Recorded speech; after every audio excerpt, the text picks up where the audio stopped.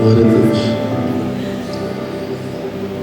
Se puder acender as luzes, eu queria que você pegasse a sua Bíblia aí e ler um texto com você.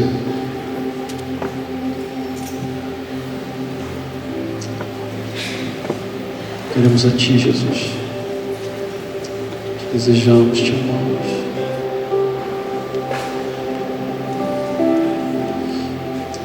Abra aí 2 Timóteo, capítulo 1. 2 Timóteo capítulo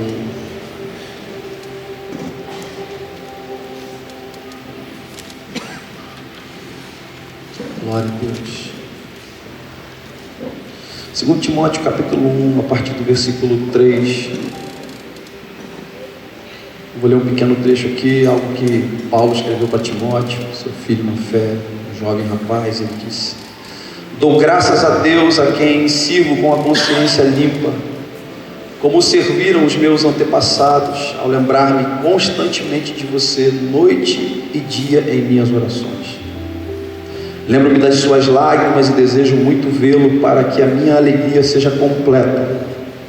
Recordo-me da sua fé não fingida, que primeiro habitou em sua avó Lóide e em sua mãe Eunice, e estou convencido de que também habita em você. Por essa razão, torno a lembrá-lo de que mantenha viva a chama do dom de Deus que está em você, mediante a imposição das minhas mãos, pois Deus não nos deu o espírito de covardia, mas de poder, de amor e de equilíbrio. Você quer uma palavra de Deus? Dá um aplauso bem forte à palavra viva do Deus.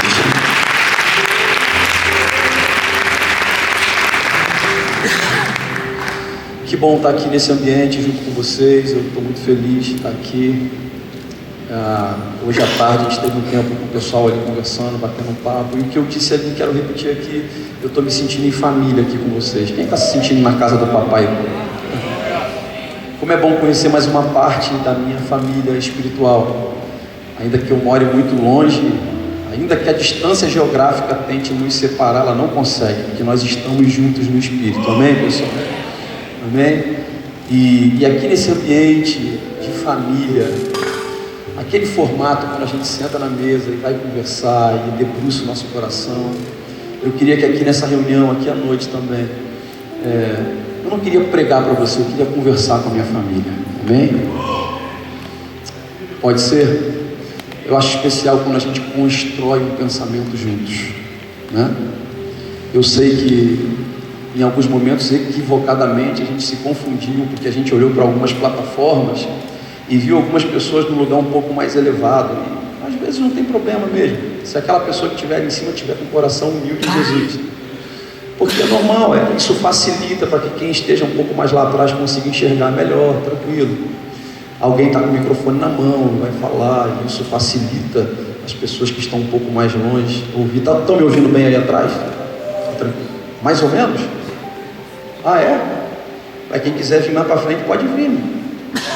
Tem lugar para você à mesa.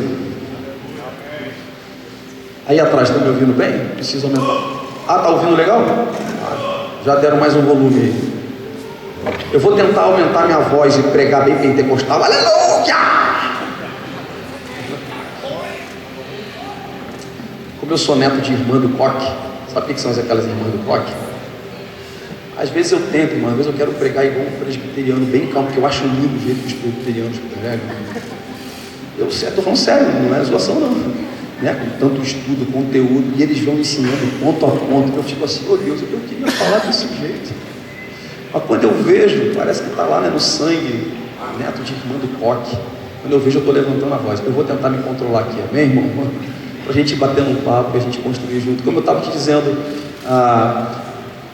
eu sei que isso acontece, às vezes tem alguém em cima de uma plataforma com o microfone na mão, mas não podemos deixar que chegue até nós aquela ideia equivocada de que quem está ali com o microfone ali em cima é uma espécie de apresentador, porque quem fica sentado na cadeira são só meros espectadores. Não, essa não é a ideia. A ideia certa é que nós juntos somos os anfitriões da presença da glória de Deus sobre a cidade. Amém? Sou eu que estou com o microfone na mão, sou eu que vou falar um pouco mais aqui. Mas sentado aí nessa cadeira tem uma terra fértil que vai receber a semente e vai frutificar no tempo certo. Amém? Está comigo até aqui? Então o que eu queria conversar com a minha família?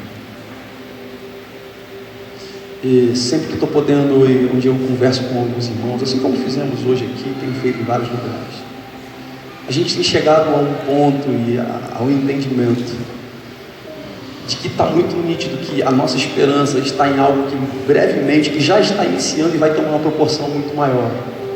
A revolução do simples. a revolução dos simples. Ainda que seja muito bacana e muito legal a gente ter uma estrutura legal, ainda que seja muito legal ter iluminação no evento, não sou contra isso não, tá, irmão? Eu acho muito legal, é bacana ter uma estrutura, né? Gera uma certa... A iluminação fica bonita, a gente coloca máquina de fumaça, não tem problema nenhum. O único problema é quando a gente foi se equivocando e dando mais valor à máquina da fumaça do que à fumaça da glória de Deus. O único problema foi quando a gente começou a falar assim, não, tem que ter aquela melhor iluminação de todas, e vamos botar assim, mas o mais importante não é a iluminação do evento, mas sim o brilho do sol da justiça, brilhando em nós e através de nós. É legal a gente fazer os eventos, a gente chama os ministérios, aqueles que estão com as músicas bem hypadas, e a gente chama o ministro e traz ele, mas às vezes não estamos nos preocupando com o caráter desse ministro, que ele está vivendo em casa com a sua família de verdade. Então o ponto que eu quero conversar com a minha família espiritual é: eu estou acreditando na revolução do simples, do evangelho purinho, simplesinho, da vida tocando na vida, da maneira mais simples possível. Quando às vezes nem tem estrutura, não tem som, mas tem lágrimas nos olhos e fogo no coração. Às vezes são pequenos acordes, às vezes é um irmão com a voz rouquinha, não sabe nem cantar direito, mas ele ama a presença de Deus, e a presença de Deus vem e transforma tudo, irmão. É tudo. Então, ainda assim, que a gente pense às vezes nas nossas estratégias, de como é que a gente pode fazer para atrair um povo para vir nos ouvir, qual é a estratégia, como é que a gente pode fazer, e como é que vai ser o evento. Eu prefiro ficar com a estratégia de John Wesley, que disse: incendeie-se por Deus, e os homens virão correndo ver você pegar fogo. Essa é a estratégia. Essa é a estratégia, eu quero me apegar a isso. Eu quero falar com a minha geração, com os meus filhos na minha casa, com os filhos do meu pastoreio na minha igreja local, com a minha geração que está pedindo para me ouvir. Então me ouça. Se tem uma coisa extraordinária que a gente precisa fazer aqui na terra, é a mesma coisa que Enoque fez. O texto diz que Enoque andou com Deus. Qual foi a coisa mais extraordinária que Enoque fez? Ele andou com Deus. Davi, não, nós queremos ouvir uma revelação, uma revelação nova da teologia, do teu estudo teológico. Então, meu irmão, eu quero dizer, a coisa mais profunda que a gente pode pensar é: Enoque andou com Deus. Andar com Deus, meu irmão. E o texto segue dizendo: Enoque andou com Deus e não foi mais visto. Vamos nessa direção aqui. Enoque andou com Deus e não foi mais visto. Que Deus nos batize com o desejo de só simplesmente desejar andar com Deus. E ao andar com Ele, vai ser tão intenso aquilo que a gente vai fazer, que as pessoas vão olhar para a gente com o microfone na mão, vão ver a gente cantando, vão ver, não, tem alguém ali em cima, mas eu não estou vendo direito quem é, eu estou vendo é Jesus na vida daquele irmão. Vamos andar com Deus e não seremos mais vistos, não será nós. Ah, Davi, você está fugindo da responsabilidade? Paulo disse: sejam meus imitadores assim como eu sou de Cristo. Não estou fugindo da responsa, irmão, mas estou dizendo que a gente precisa apontar para Jesus. Precisamos entender o momento da gente sair de cena. Podemos fazer e vamos matar no peito e vamos fazer ajuntamentos, convocação do povo, mas na hora certa a gente sai de cena e diz: é sobre Ele que eu venho falando. Eu não sou digno de desatar nem a correr das suas sandálias. É por causa da presença dEle que nós estamos aqui. Nós só desejamos é andar pertinho dEle. Andar com Deus. Andar com Deus. Homens e mulheres que a coisa mais extraordinária que eles fazem é andar com Deus. E depois do ajuntamento, depois da conferência, daquela palavra que você deu, o que você precisa fazer? Segue andando com Deus. Semana que vem, mês que vem, ano que vem, até o dia do nosso último suspiro, porque um dia a gente vai ou não vai? E o que vão dizer a nosso respeito? Qual será o nosso legado? Ah, eu me lembro dela. Eu me lembro daquele cara, era aquele que pregava e tinha uma palavra eloquente. Meu irmão, você viu quantos views tinha no YouTube da ministração dele, do louvor que ele cantava? Será que vai ser só isso que a gente vai deixar aí? Não, que as pessoas digam o nosso respeito. Eu lembro dele. Ah, eu lembro dela. Foi a pessoa mais parecida com Jesus que eu conheci na terra. Eu vi aquela pessoa andando com Deus. Ela andava com Deus.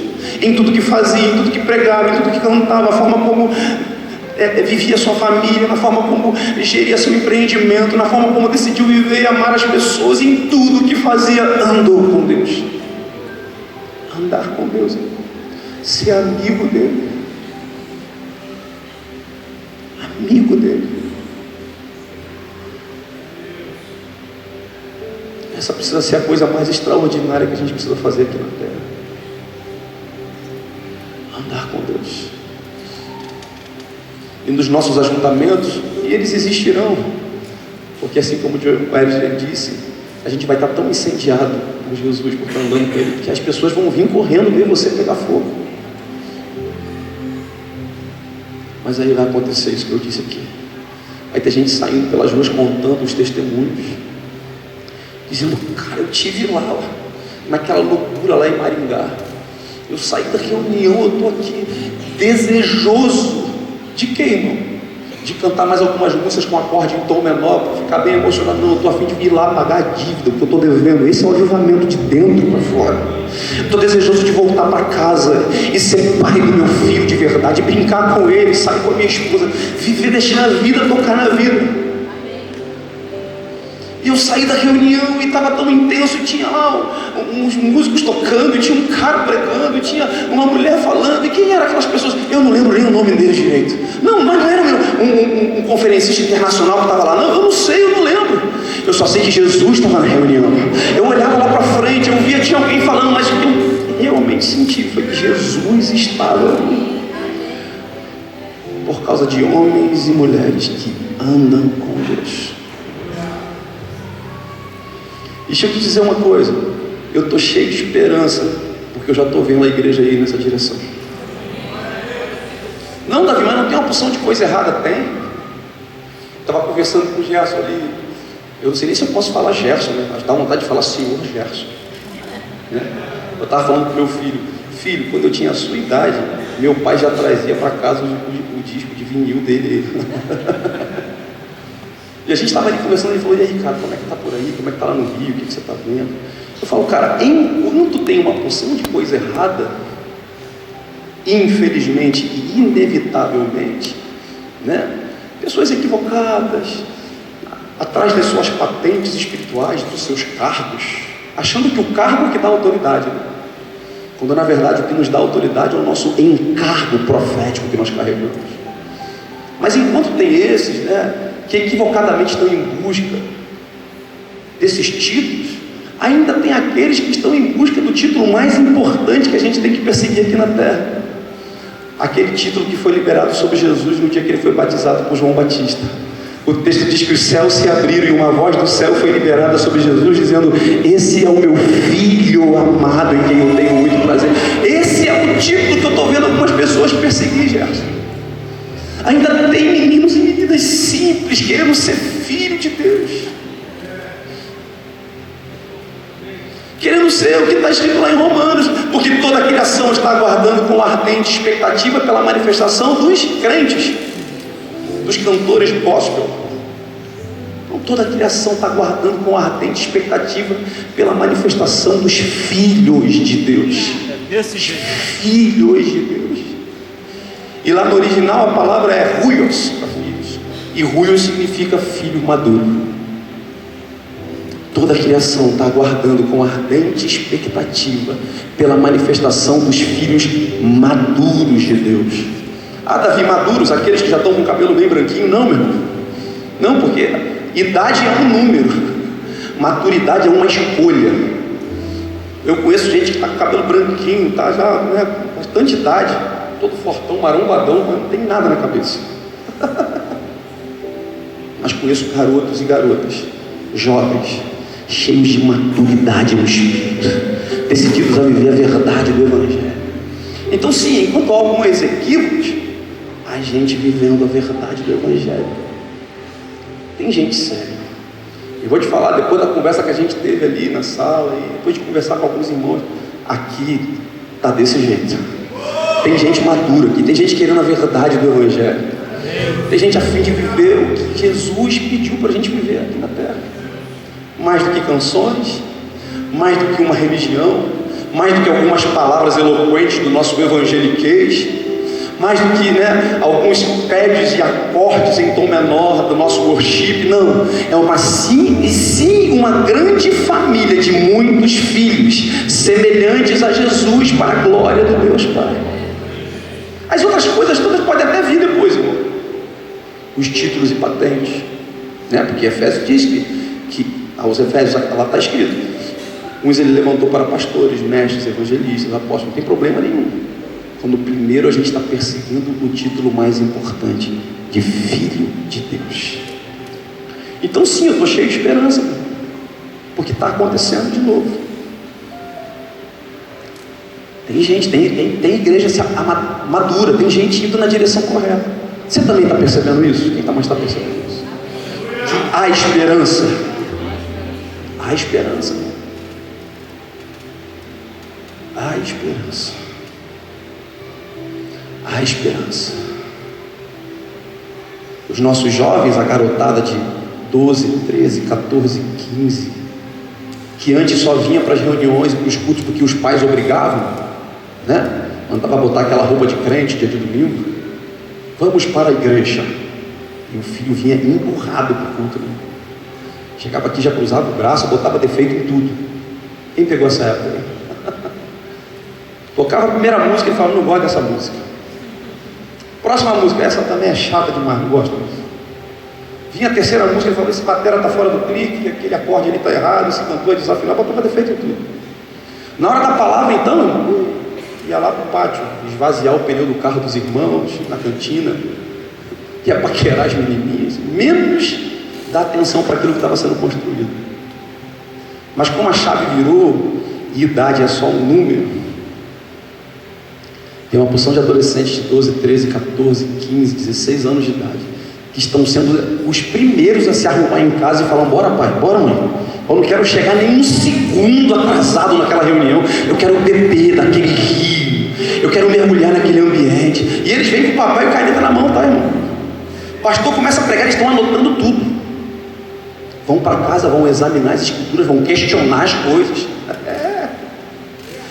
E depois da reunião do mover de Deus, de aprender sobre, eles estão indo para as praças, com violão, com carrão, levantar altares de adoração a Deus. Eu conheço jovens lá do Rio de Janeiro que estão indo para dentro das favelas do Rio de Janeiro com violão e com o coração incendiado de amor por Deus. Eles começam a tocar lá, a glória de Deus vem, meu irmão, tem traficante sendo transformado com o amor de Jesus. Está acontecendo, meu irmão, eu estou cheio de esperança, Deus está fazendo. Está acontecendo. Casa de oração está se espalhando pelo Brasil, irmão. Olha o que está acontecendo. Está acontecendo.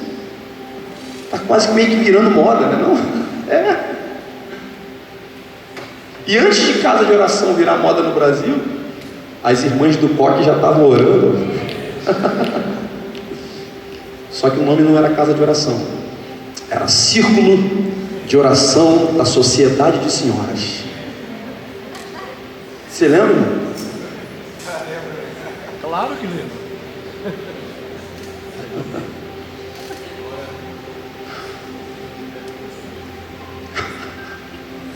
Tem gente que está aqui hoje, vivendo o que está vivendo, porque essas irmãs estavam com o joelho no chão há muitos anos atrás, clamando, chorando. E olha, quando elas botam o joelho no chão, irmão, para orar, era essa hora que o pregador pentecostal deveria dizer: sai da frente, Satanás. Essa é a hora, porque essas irmãzinhas botam o joelho no chão, começam a clamar, começam a profetizar. Eu sou fruto disso, irmão. E ali no contrabaixo tocando está um bisneto de irmã do coque, o meu filho.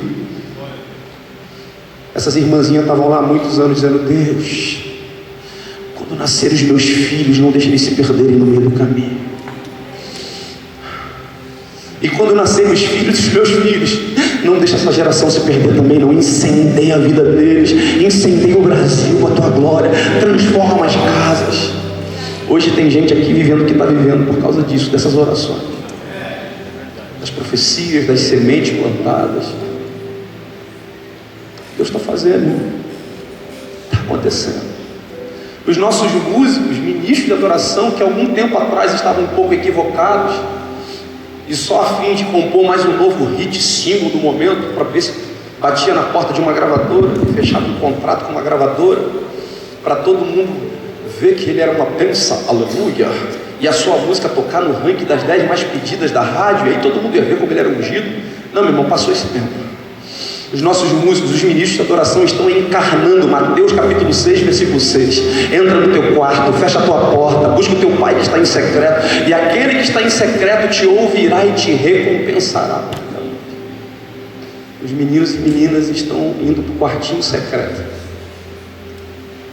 Levam até o violão, mas às vezes até esquecem que o violão está lá, porque eles querem chorar na presença do Pai. Não estão lá para barganha, não estão lá dizendo: Deus, eu vim aqui orar, mas me dá uma música nova aí que eu quero arrebentar, aleluia. Não estão indo lá preocupados com o público de 10 mil pessoas que eles vão ter que tocar depois, não. Eles estão preocupados só com os três: o Pai, o Filho e o Espírito Santo. Estão lá naquele ambiente chorando em lágrimas, deixando Deus transformar eles de dentro para fora, e ficam lá mergulhados lá no quartinho secreto, ao ponto de Deus chegar uma hora e falar assim: filho, agora eu quero revelar em público aquilo que eu estou encharcando a sua vida no secreto. E esses meninos e meninas não sabem a fim, sabem de quê? Não, Deus, me deixa aqui, está tão bom aqui com o Senhor. Mas aí se cumpre o que diz as Escrituras, né? Que filho é como uma flecha na aljava do pai. Aí na hora certa, papai pega e faz assim, ó, tira a flecha da aljava, bota no arco e começa a puxar um pouquinho para trás. Quando alguns começam a se equivocar um pouquinho, falam assim: agora já sei o que fazer, vamos embora, eu já tenho estratégia, é só montar meu canal no YouTube e começou meu ministério. Deus está falando: calma aí, deixa eu te puxar mais um pouquinho para trás. E alguns podem pensar: mas eu estou indo para trás, já era para eu estar indo para frente. Mas é isso, irmão, antes de ir para frente, acertar o alvo, a flecha anda um pouquinho para trás, e no tempo dele, na hora certa, ele enquanto está sendo puxado para trás, só aproveita o processo, se alimenta nesse processo, amadurece nesse processo, porque na hora que você bater lá no alvo, você vai estar com o coração tão quebrantado, desejoso só de fazer a vontade de Deus, que você vai fluir e não funcionar, vai fluir naturalmente, sem nem fazer muito esforço, não vai precisar nem levantar muito a voz.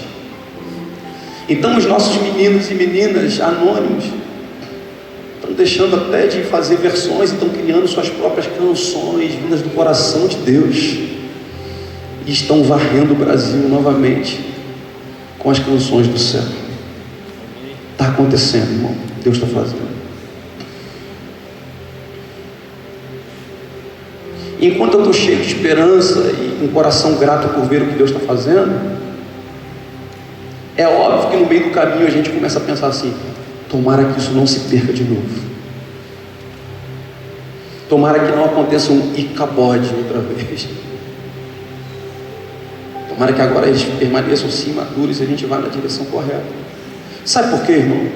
Deus está fazendo, está se movendo, a gente está vendo acontecer tudo de novo, e os ministros estão surgindo com o coração em Deus. Só que enquanto a gente vai fazendo isso tudo, a gente vai dando então frutos, e a nossa carne começa a fazer a gente correr o seguinte risco: a gente começa a confundir frutos com resultados.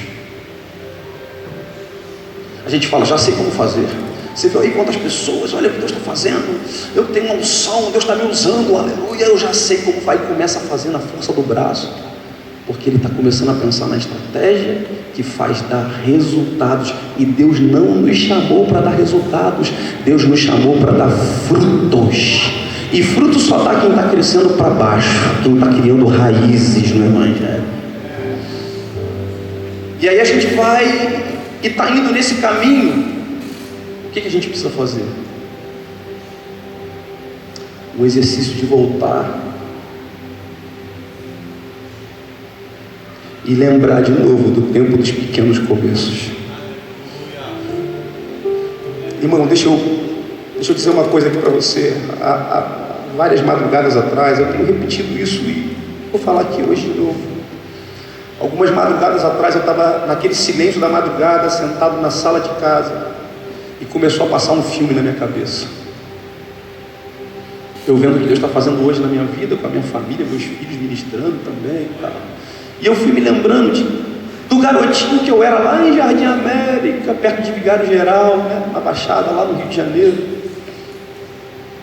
filho de pais separados, com algumas feridas no meu coração, na minha alma, machucado pela essa orfandade do meu pai ter ido embora, e eu estou ali de madrugada, no silêncio da madrugada, pensando nisso tudo, e lembrando, cara,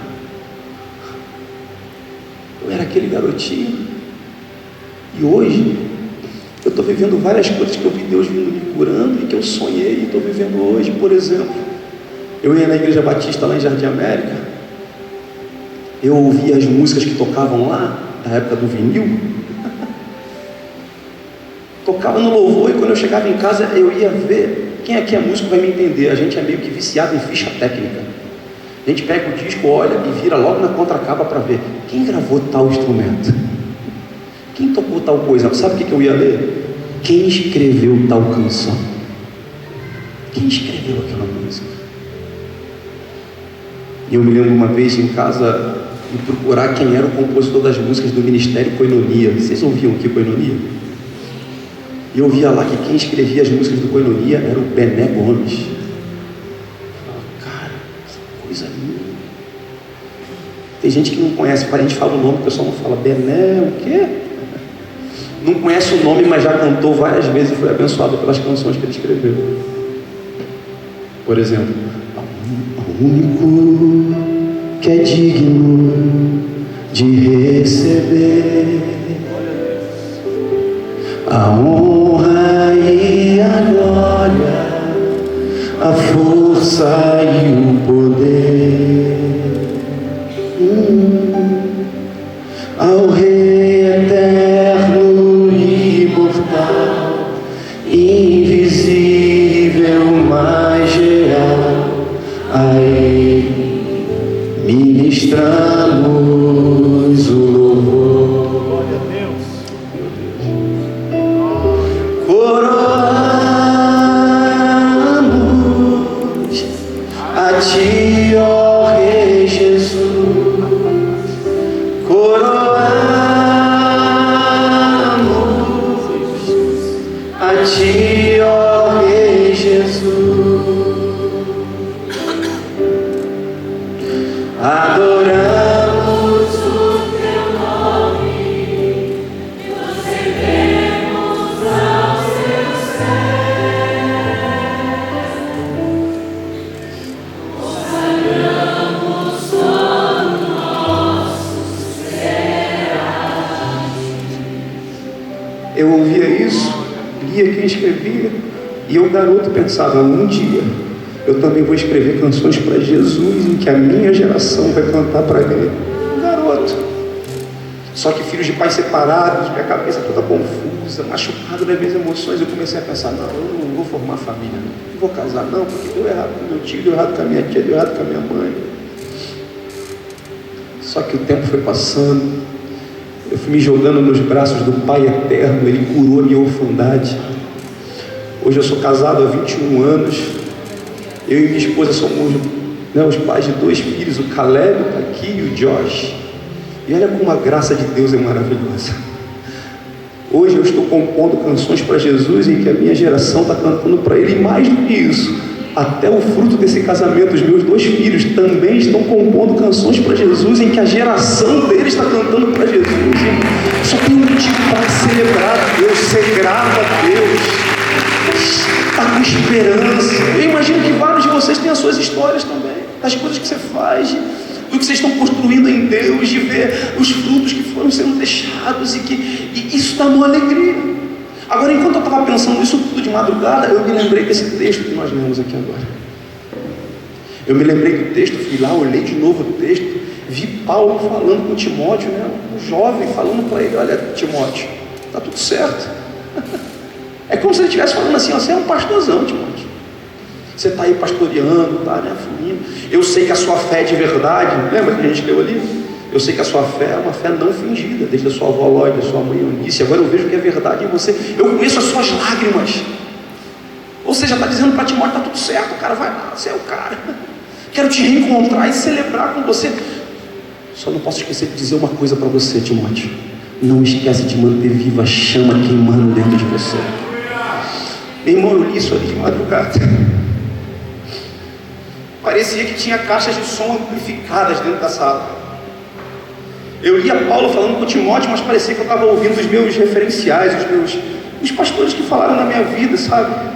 Parecia que eu estava ali e o Judson de Oliveira estava ali na sala dizendo para mim com aquele jeito maluco. Ei, cara, Deus está fazendo na tua vida, mas não pare de queimar por Jesus. Não esqueça dos dias dos primeiros começos, do amor por Jesus. Era como se eu ouvisse o Gregório McNulty, com aquele cabelo grandão dele, né? Tentando falar português, balançando assim, dizendo: ei, cara, ok, Deus está fazendo na tua vida, mas não pare de chorar, não perca as lágrimas nos olhos e o fogo no coração. Era como se a minha vozinha, a irmã do Coque, me abraçasse na sala e dissesse: oh, meu neto, como é precioso o que Jesus está fazendo através do teu ministério e até dos meus bisnetos.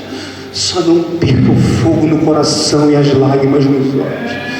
E hoje aqui para vocês e para os Timóteos dessa geração, eu sinto Deus falando sobre nós, dizendo isso. Vocês estão fazendo, a igreja está amadurecendo, vocês estão dando frutos. Só não perca as lágrimas nos olhos e o fogo no coração. Não deixem de fazer esse loop espiritual. Vão sim ter frutos, manifeste a glória de Deus, pregue, componha, dê frutos. Mas sempre lembre de voltar e trazer à memória aquilo que nos dá esperança. O tempo das primeiras canções, dos primeiros acordes que a gente aprendeu, das lágrimas nos olhos só quando alguém dizia: Jesus está aqui, e a sua presença é real nesse lugar, e a gente queimava de amor por Ele. Isso vai guardar o nosso coração, e aí a gente se levanta e segue, meu irmão, dando frutos mesmo, fazendo coisas extraordinárias para Deus. Lembra? Andando com Deus, dando frutos no seu empreendimento, no estudo, no que você está querendo se formar, no seu ministério local, naquilo que Deus te chamou para fazer. Vá mesmo, dê muitos frutos. Mas lembre de novo, no meio do caminho, vai lá, volta. Lembra do tempo dos pequenos começos, das lágrimas dos olhos e do fogo no coração.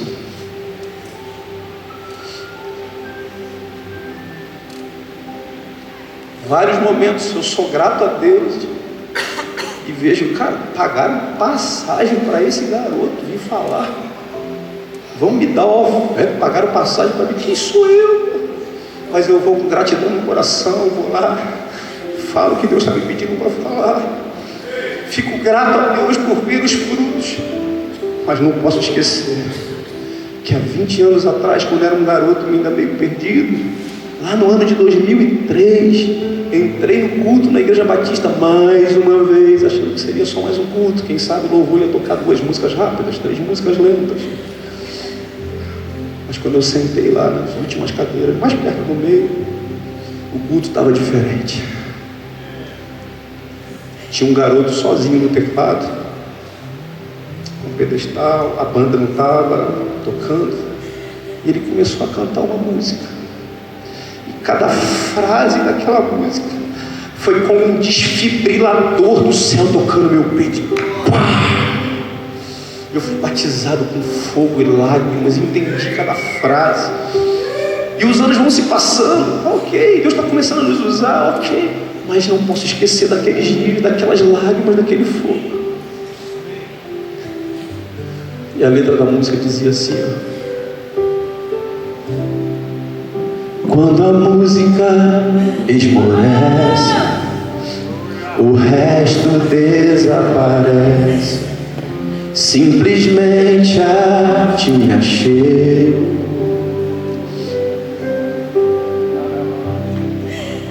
ansiando oferecer algo de valor.